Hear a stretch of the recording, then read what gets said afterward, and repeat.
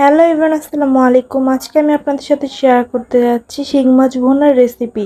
যার জন্য প্রথমে আপনাদেরকে নিয়ে নিতে হবে শিং মাছ। শিং মাছগুলোকে ভালোভাবে প্রসেসিং করে কেটে ভালোভাবে ধুয়ে নিতে হবে। তারপর একটি কড়াইয়ের মধ্যে দিয়ে দিতে হবে পরিমাণ মতো পেঁয়াজ কুচি এবং কাঁচামরিচ।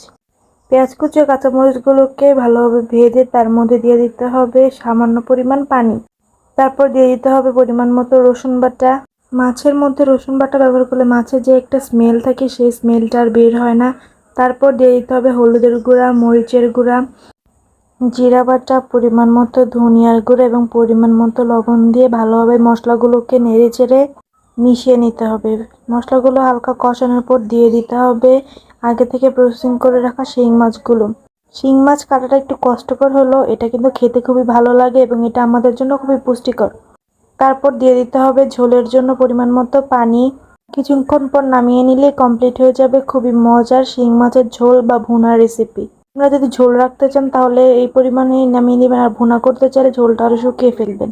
রেসিপিটি ভালো লাগলে আপনারা বাসায় ট্রাই করে দেখবেন। ভিডিওটি ভালো লাগলে ফলো এবং সাবস্ক্রাইব করে পাশে থাকুন। আসসালামু আলাইকুম, আল্লাহ হাফেজ।